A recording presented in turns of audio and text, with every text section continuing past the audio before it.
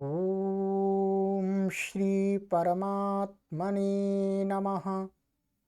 ओम श्री गुरुभ्यो नमः। ओम श्री ऋषिभ्यो नमः। ओम सहनाववतु सहनौ भुनक्तु सह वीर्यं करवावहै तेजस्विनावधीतमस्तु मा विद्विषावहै। ओम शांति शांति शांति। सर्वेभ्यो नमः। देववाणी संस्कृतं यूट्यूब चलदृश्यं प्रति भवतां भवतीनां च हार्दं स्वागतम्। मित्रों, लघु सिद्धांत कौमुदी संपूर्ण अध्ययनम का अर्थ है कि इस कोर्स में, इस श्रृंखला में आपको संपूर्ण लघु सिद्धांत कौमुदी पढ़ाई जाएगी, क्रम से पढ़ाई जाएगी। ठीक है, चलिएगा। कक्षा संख्या हमारी 51 1/50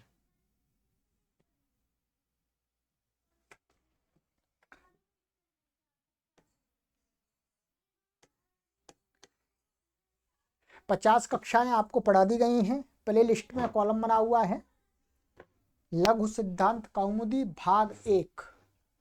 ये भाग 1 लिखा हुआ है, उस पर क्लिक कर दीजिएगा। सभी कक्षाएं क्रमानुसार आपके पढ़ने के लिए प्रस्तुत हो जाएंगी, प्रेजेंट हो जाएंगी। आराम से पढ़िएगा अपने समय की अनुकूलता से कभी भी। ठीक है, चलिएगा। तो मित्रों, गत कक्षा में मैं पढ़ा रहा था आपको सखी शब्द के रूपों की सिद्धि। ये सखी शब्द था हमारा, ठीक है। आपको मैंने क्या कराया था सखी शब्द में? केवल और केवल सखा प्रथमा विभक्ति एक वचन की रूप की सिद्धि कराई थी। ठीक है, अब आगे सिद्धि करेंगे सखायऊ, सखायः, सखायम। अब आराम से सिद्धि कर देंगे। ठीक है, चलिएगा। यदि आपने पीछे की कक्षा नहीं पढ़ी है, फिर समझ में नहीं आएगा, पीछे से क्रम से पढ़ के आइएगा। ठीक है,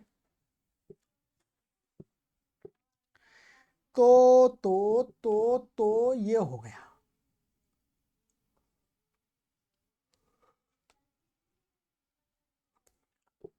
ये सूत्र हमने पढ़ लिया था, नलोपः प्राप्तिकांत से। ठीक है, अब हम इन सूत्रों को पढ़ लेते हैं पहले। ठीक है, फिर सिद्धि करेंगे। ठीक है, द्विवचन से आरंभ होगी। सूत्र है हमारा 181वां, सख्युरसंबुद्धौ। इस 7वें अध्याय के प्रथम पाद का 12वां सूत्र है। ठीक है, हाँ 92वां, 92। क्या है ये? 92वां सूत्र है। ये हिंदी में ऐसा लिखा जाता है एक जैसा, परंतु अभी तो आप ऐसे लिख लीजिएगा। ठीक है, तो इसमें दो पद हैं, एक सख्यु और एक है असंबुद्धौ। मैं लिख देता हूं आपको।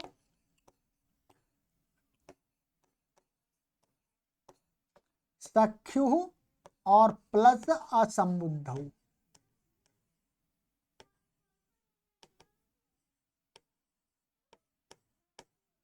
ठीक है, ये अनुस्वार भी कर सकते हैं या माप भी पढ़ सकते हैं, दोनों प्रकार से लिखा जाता है। ठीक है, सम ऊ की मात्रा है। ठीक है, तो असंबुद्धौ ये सप्तमी व्यक्ति एक वचन का रूप है।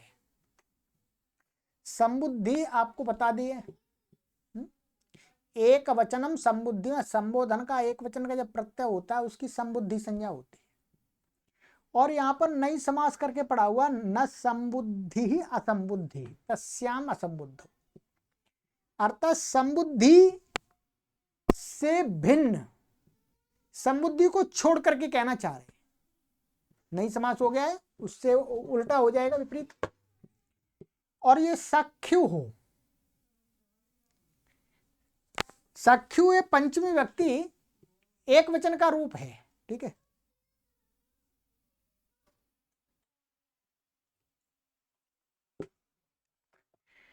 तो अब इसका अर्थ देखते हैं, आराम से समझ में आएगा। कहते हैं सख्यु रंगात परम संबुद्धि वर्जम सर्वनाम स्थानम ऋतवत स्यात्।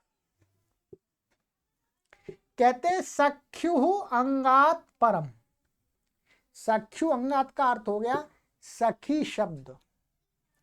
सखी शब्द की अंग संज्ञा होनी चाहिए। तो सखी अंग से उत्तर बाद में संबुद्धि वर्जम, संबुद्धि वर्जम का अर्थ होता है संबुद्धि को छोड़ करके। संबुद्धि माने संबोधन के एक वचन के प्रत्यय को छोड़ करके। सर्वनाम स्थानम, सर्वनाम स्थान संज्ञा किसकी कही है? सखी शब्द से उत्तर सुड नपुंसकस्य, क्या सुड अनपुंसकस्य, सु औ जस अम आउट आउट, पांच की कही है। पांच में ये पांच प्रथमा व्यक्ति पूरी आ गई, द्वितीय व्यक्ति के एक वचन द्विवचन आ गया, और संबोधन का द्विवचन और बहुवचन आ गया।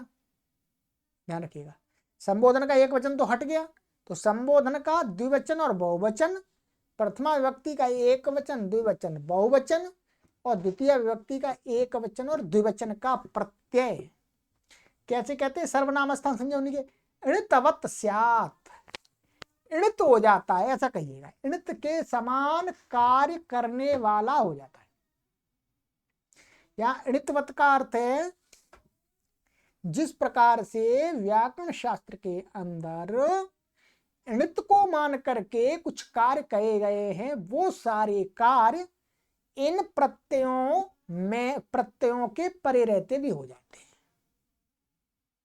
ठीक है, अब क्या हुआ आइएगा, ये था हमारा सखी शब्द। ठीक है, प्रथमा व्यक्ति एक वचन का तो हमने हटा ही दिया, क्योंकि उसके लिए तो अलग सूत्र बना दिया था। तो क्या है, प्रथमा व्यक्ति का एक वचन का प्रत्यय भी हट गया, अब द्विवचन से आरंभ होगा। ठीक है, तो क्या लाएंगे यहां पर? द्विवचन का पूर्व स्वादि उत्पत्ति करके औ आ, इस औ की क्या है? सुड नपुंसकस्य से सर्वनाम स्थान संज्ञा है। ठीक है, सर्वनाम स्थान संज्ञा, और इसके परे रहते इसकी क्या है? अंग संज्ञा है। यस्मात् प्रत्यय विधिस्तदादि प्रत्ययंगम से अंग संज्ञा है। तो इसके परे रहते माने ये इसको क्या कर दिया? सखी अंग से उत्तर सर्वनाम स्थान को णितवत कर दिया। कैसा कर दिया जी? णित णित, ये णितवत ऐसे लिखा जाएगा। ठीक है, ये व आ रहा है इसलिए त को द हो जाता है यहाँ पर, णितवत। ठीक है,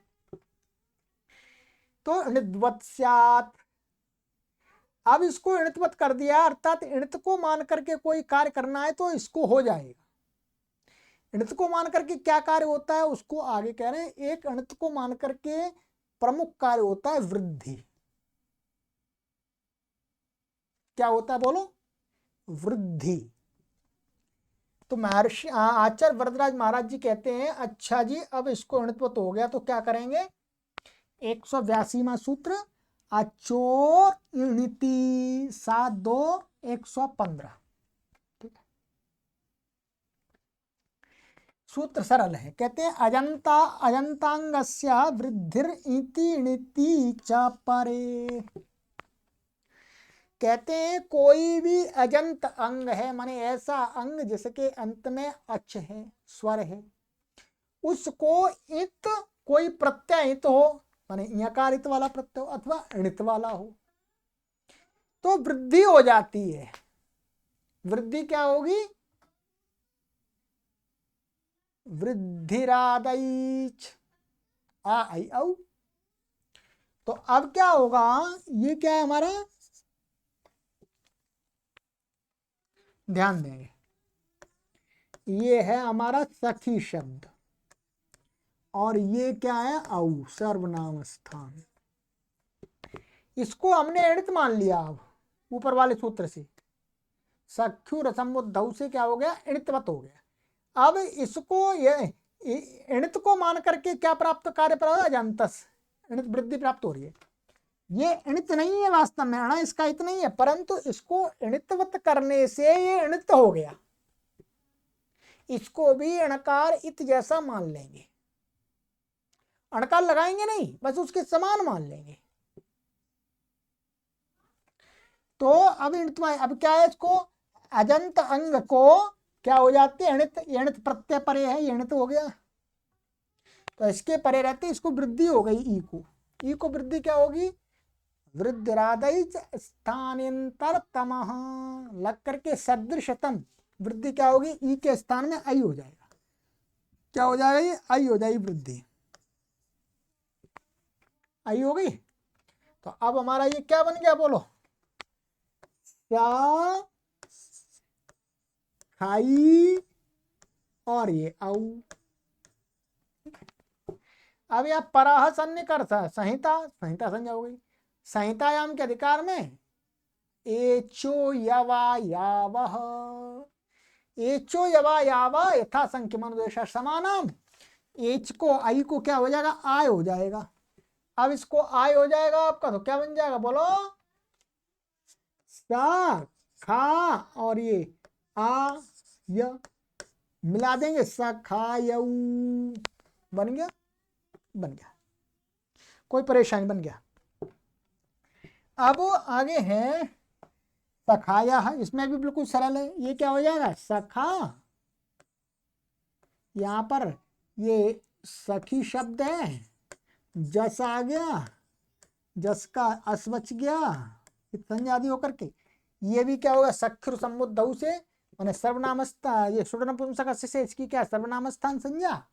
सख्र समुद्धौ से क्या हो गया? अणितवत, और अचोणति से वृद्धि होकर के यहाँ आई हो जाएगा, और मिला करके सखायस और रुत्त विसर्ग होकर के सखायः ये बन गया।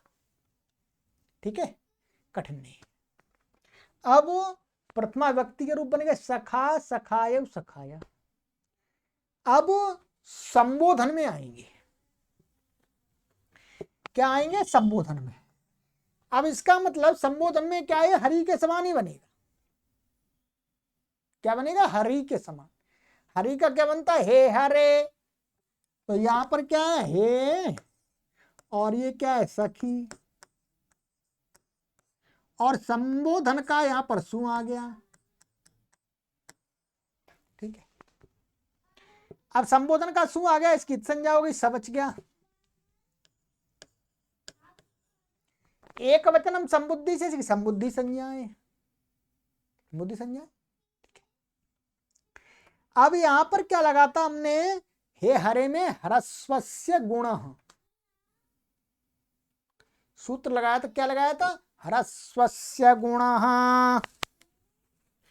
ये लगाया था हमने हरे में।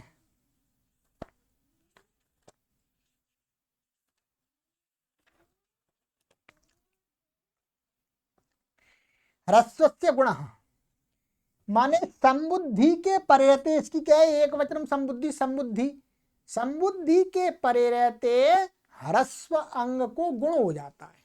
क्या हो गया? ह्रस्व अंग को गुण हो गया। ह्रस्व अंग को गुण हो गया तो ई को गुण क्या हो जाएगा? अदेंग गुणा से ए आ ए ओ की गुण संज्ञा, स्थानांतर तमा से सदृशतम गुण क्या हो जाएगा? ए हो जाएगा। क्या बन जाएगा ये आपका? ये सा खे। ध्यान रखें कौन सा सूत्र है? ह्रस्वस्य गुण, पढ़ा दिया है पहले ही।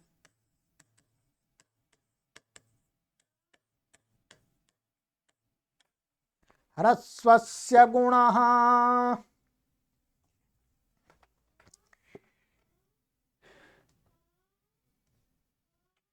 अब ह्रस्व गुण हो गया, इसको सखे। अब यहां पर क्या है, एक सूत्र लगाया था, एंग ह्रस्वात संबुद्धे। क्या, एंग ह्रस्वात माने एंग से उत्तर अथवा ह्रस्व से उत्तर क्या हो जाता है, संबुद्धि के स्व का स जो हल है उसका लोप हो जाता है। ये संबुद्धि का हल है स, उसका क्या हो गया, लोप हो गया। एंग ह्रस्वात संबुद्धि पीछे पढ़ा दिया, तो इसका लोप हो गया, क्या बन गया, हे सखे। ठीक है, सखायऊ मरे सख, अच्छा ये हे सखे हो गया, और फिर द्विवचन में हे सखायऊ हे सखाया ऐसे बन जाएगा, कोई परेशानी नहीं, बिल्कुल ऐसे ही बनेगा। ठीक है, अब सखायम क्या करना है, सखायम, ये भी सरल है, इसमें कोई परेशानी नहीं। सखायम सखायऊ, तो यहां पर सखी और ये अम आ गया पूर्वक द्वितीय व्यक्ति का एक वचन का अम। अब यहां पर क्या है, ये सर्वनाम सुर नपुंसक से सर्वनाम स्थान संज्ञा, और सख्युर समुद्धौ से इणितवत हो गया, अचो इणति से वृद्धि हो गई, तो क्या बनेगा आई, और एचो यवा यावह, तो सखा यम मिला दीजिएगा, क्या बन जाएगा सखायम। अरे ये नहीं, सखायम ये बन गया। बिल्कुल यहां पर इसे आ जाएगा आउट, आउट का और औ का दोनों का एक रूप बनता है, टकी संज्ञा हो जाएगी, हलंतम तत्सलोप आदर्शनम लोप, तो ऐसा खाए। सखीन ये बिल्कुल आपका कैसा बनेगा पता है, स की और ये शस, सकीत संज्ञा अस। ठीक है, अब यहां पर क्या है, प्रथमयो हो पूर्व सवर्ण से दीर्घ हो जाएगा पूर्व पर के स्थान में, तो क्या बन जाएगा आपका ये सा ही सा। फिर तस्मात् छसो नह पुंसी से सा को क्या हो जाएगा न, तो क्या बन गया सखीन, ये बन गया, ये बन गया द्वितीय विभक्ति का। अब तृतीय विभक्ति में सरल है, तृतीय विभक्ति में आपका बनेगा सख्या, तो ये सखी शब्द है आपका। ठीक है, ता आ गया, तकीत संज्ञा हो गई, आ बच गया। ठीक है जी, आ हो गया। अब यहां पर इसकी क्या है, घी संज्ञा नहीं है, क्योंकि शेष हो गया सखी, सखी को छोड़ करके घी संज्ञा नहीं है अब इसकी, तो क्या होगा, इसको कोई कार्य प्राप्त नहीं है, केवल संधि कार्य प्राप्त है। इको एणची, इको एणची से क्या हो जाए, इको यक एण हो जाएगा, तो इसको ई को क्या हो जाए, यह हो गया, और इसमें आ मिल गया, तो सख्या। ठीक है, सख्या बन गया। फिर द्विवचन में सरल है, कुछ है ही नहीं, सखी और भ्याम, तो सखी भ्याम बन गया, इसमें कुछ नहीं है। तृतीया में बहुवचन में सखी भिज, तो सखी भी रुत विसर्ग आदि होकर सखी भी बन जाएगा। ठीक है, इसमें भी कोई नहीं है, देखिए सखी है भिस आ जाएगा, यहां पर भी भिस और स को रुत विसर्ग होकर के सखी भी बन गया। अब चतुर्थी एक वचन का आ गया सखी, यहां पर भी क्या है, यहां पर भी कुछ नहीं है, ये सखी और ये आ जाएगा पूर्वत, ये का ए बचेगा, यहां पर इको एणची लग करके क्या बन जाएगा सखिए। ठीक है, फिर चतुर्थी द्विवचन में सखिभ्याम समान है, सखिभ्यः भैसा आ जाए, कोई नया नहीं है। फिर पंचमी एक वचन में बनता है हमारा रूप, क्या बनता है बोलो, दिखा देता हूं मैं आपको।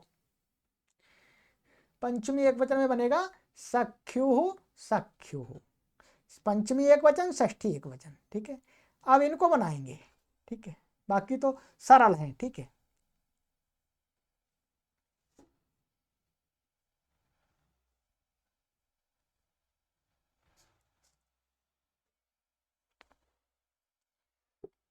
आइएगा, ये हमारे पास में सखी और पंचमी व्यक्ति एक वचन का क्या आ जाएगा, नसी। लोप इसका होकर के संज्ञा क्या बचेगा, अस। ठीक है जी, अस बच गया। अब सूत्र देखते हैं, सूत्र संख्या 183। ख्यत्यात् परस्य, ये क्या कहता है, कहते हैं खिति शब्दाभ्याम, खीति शब्दाभ्याम, कृतयणादेशाभ्याम परस्य ङसि ङसो रत्ता उहु। कहते हैं खी और ती, भाई खी शब्द, खी वर्ण, खी ये अंत में है जिसके, ती अंत में है जिसके, ठीक है। ऐसे ही खी दीर्घ खी अंत में है जिसके, अथवा ती दीर्घ ती अंत में है जिसके, ऐसे शब्दों से, और ये शब्द कैसे होने चाहिए, कहते हैं कृतयणादेशाभ्याम। कृत माने किया गया है, यण माने यण बना दिया गया, माने इस खी के ई, ती के ई, खी के ई, ती के ई को य कर दिया है, यण। यण इसको बोलेंगे, जब ई को य होता है तो यण हो जाता है, ऊ को व होता है तो यण हो जाता है, री को र होता है तो यण हो जाता है, री को ल होता है तो यण हो जाता है, इसको यण बोलते हैं। तो कृतयणादेशाभ्याम परस्य, कृतयणादेश होने चाहिए ये उनसे परे, जो ङसी परस्य ङसी ङसोः, ङस और वो ङसी और ङस पंचमी व्यक्ति एक वचन और षष्ठी व्यक्ति एक वचन का जो ङसी का अस बचता है, उसका ङसी ङसो का अतः, माने ङसी और ङस का जो अ, उसको क्या होता है, उहु, ऊ हो जाता है ह्रस्वकार। अब देखिएगा यहां क्या हो गया हमारा, सखी और ये है अस, यहां पर कोई कार्य प्राप्त नहीं है क्योंकि संज्ञा है नहीं, इसलिए कोई कार्य प्राप्त नहीं है। क्या प्राप्त होगा, एको एणची से संधि हो जाएगी, तो एको एणची से यहाँ पर क्या हो जाएगा, ई को या हो जाएगा, ये क्या हो गया या। अब ये क्या बन गया हमारा, लीजिएगा, ये बन गया हमारा सख्या। अब ये कैसा शब्द था, ह्रस्वीकारांत था, खी खी खी अंत वाला था, और ये कैसा हो, कृतयणादेश हो गया, मैंने खी के ई को या कर दिया तो कृतयणादेश हो गया। अभी हम यही घटाएंगे, दीर्घ वाला नहीं लेंगे, अभी कृतयणादेश हो गया। इससे उत्तर ङसी का अथवा ङस का जो आ है, ये इसको क्या हो जाएगा, इस आ अकेले को ऊ हो जाएगा। क्या हो जाएगा बोलो, ऊ हो जाएगा। तो क्या बन जाए, इसको ऊ कर देंगे, तो इसको हमने ऊ कर दिया तो क्या बन गया, सख्युस। रुत तो विसर्ग करके इसको विसर्ग हो जाएगा तो क्या बन जाएगा, सख्यु। पंचमी द्विवचन में सखिभ्याम सामान्य, सखिभ्या सामान्य। षष्ठी एक वचन में भी ऐसी बन जाएगा, वहां पर क्या आ जाएगा, वहां पर केवल नस आ जाएगा बस, और कुछ नहीं है, सारी प्रक्रिया यही रहेगी। यहां पर भी आकार को उस हो जाएगा तो सख्यु बन जाएगा। ठीक है, ये बन गया। और षष्ठी विभक्ति द्विवचन में क्या बनेगा, सख्यो, सखी, और ये ओस, यहां पर भी कोई कार्य प्राप्त नहीं है, एक अणची लग करके सख्यो बन जाएगा आपका, ये हो जाएगा, रुत विसर्ग होकर के क्या बन जाएगा, सख्यो। ठीक है, ये सख्यो बन जाएगा। इसी प्रकार से षष्ठी बहुवचन में हरि के समान चलेगा, सखी, और ये आम, आम। अब इसमें क्या हो जाएगा, यहाँ पर ह्रस्व नद्यापो नुट, नुट हो जाएगा ह्रस्वमान करके, आदन तो टके तो आदि में हो जाएगा तो ना बचेगा इसका। ठीक है, तो ये क्या बन गया हमारा, इसको नाम बन गया एक तरह से, इधर का क्या भाग हो गया, नाम।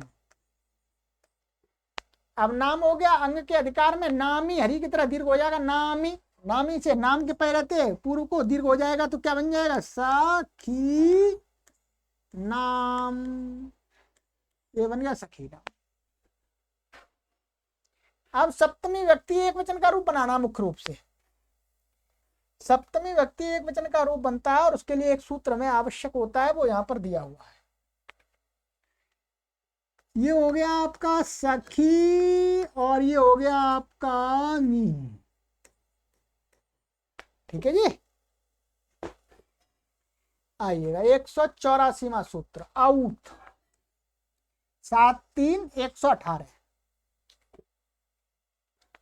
इतः परस्य अंगे रौत।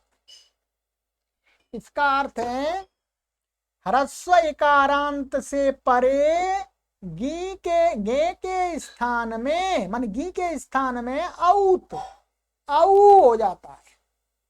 ये ह्रस्व इकारांत है, ई इसे उत्तर ये गी है, तो गी को क्या हो जाएगा, औ तो हो जाएगा औ। ये दी ऐसा वाला औ हो जाएगा ये,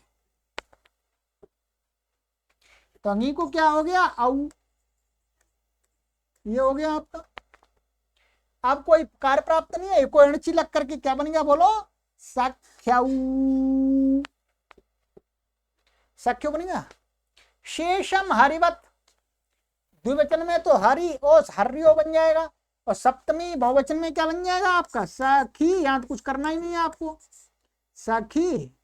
और ये सुप पा और आदेश प्रत्यय जो इसको क्या हो जाएगा, मूर्धन्य हो जाएगा, तो सखी शु बन जाएगा, हरि के समान है। शेषम माने इतने रूपों के अतिरिक्त जो रूप हैं सखी शब्द के, वो हरि के समान बनेंगे। मेरा बना के बता दीजिए, बना के बता दिए पूरे आपको, ठीक है। तो ये सखी शब्द के पूरे रूपों की मैंने आपको सिद्धि करा दी है, ये अच्छा पक्का कर लीजिएगा, मैंने पूरा समझा दिया, ठीक है। फिर दोबारा बता देता हूं, कहां कहां हरि के समान चलेंगे, कहां कहां हरि से भिन्न चलेंगे। पहले भिन्न देख लेते हैं। एक तो ये हो गया हरि से भिन्न, ये हो गया, ये हो गया, ये हो गया, ये हो गया, ठीक है। और ये हो गया, ये हो गया, ये हो गया, ये हो गया, ये हो गया, ठीक है। और ये तो ये हो गया आपका, ये हो गया। बाकी ये जो बचा हुआ है ये पूरा चलेगा आपका हरि के समान, हरि से भिन्न ये चलेगा, इतनी विभक्ति है। ये ध्यान रखना है, केवल सखी शब्द का। ठीक, चलिएगा। तो ये सखी शब्द की नैया पार करा दी मैंने आपकी। अब इसके बाद हमारा एक शब्द आ रहा है ह्रस्व इकारांत पति। इसको अगली कक्षा में पढ़ाऊंगा। ये भी कैसा शब्द है, तो शब्द तो पुल्लिंग है, पुल्लिंग है, इसके रूप हरि से थोड़े से अलग चलते हैं, कुछ समान भी चलते हैं, आगे की कक्षा में देखेंगे, ठीक है। यदि आप परिश्रम पूर्वक पढ़ने के जिज्ञासु हैं तो आपको पूरा लाभ मिलेगा, क्योंकि व्याकरण शास्त्र में बहुत परिश्रम करना पड़ता है पढ़ाने वाले को और पढ़ने वाले, तब ये समझ में आता है। और बिना व्याकरण के किसी भी भाषा को कोई भी ठीक प्रकार से नहीं समझ सकता। इसलिए किसी को भी संस्कृत भाषा को समझना है, संस्कृत भाषा के अंत तक जाना है, अंत में जाना है, उसके शब्द क्या अर्थ है शब्द का ये समझना है, तो व्याकरण को पढ़ना होगा। और व्याकरण में भी पाणिनीय व्याकरण को पढ़ना होगा, चाहे वो नव्य विधा का हो चाहे प्राचीन विधा का। हम दोनों विधाओं का पढ़ा रहे हैं, दोनों प्रकार के पाठक अब संस्कृत व्याकरण के, पाणिनीय व्याकरण के विद्वान और विदुषी बन सकते हैं। हमने लक्ष्य लिया 1 करोड़ लोगों को विद्वान बनाना है व्याकरण का, 1 करोड़ लोग। महर्षि पाणिनि जी के बाद में सबसे बड़ी क्रांति है संस्कृत भाषा के क्षेत्र में, व्याकरण के क्षेत्र में। ध्यान दो, जब हम इस बात को कहते हैं तो बहुत सारे लोग मजाक सोचते हैं। मजाक नहीं, रियलिटी है। आप संपूर्ण विश्व के अंदर आंख उठा करके देख लीजिएगा, पाणिनि व्याकरण के विषय में इतना बड़ा कार्य कहीं पर भी नहीं किया जा रहा। किसी भी सर्वकार की संस्था में, गवर्नमेंट की संस्था में अथवा प्राइवेट संस्था में कहीं पर भी नहीं किया जा रहा। चाहे संस्थान अरबों खरबों रुपए वाले हों, कोई परेशानी नहीं, पर यह कार्य कहीं नहीं किया जा रहा। इस कार्य को हम एक छोटे से व्यक्ति करने के लिए तत्पर हुए और पूर्ण श्रद्धा और निष्ठा के साथ में, परिश्रम के साथ में इस कार्य को संपन्न कर रहे हैं। आप सभी इसका भरपूर लाभ लीजिएगा और करोड़ों लोगों को इस अभियान से जोड़िएगा। सर्वेभ्यो नमः।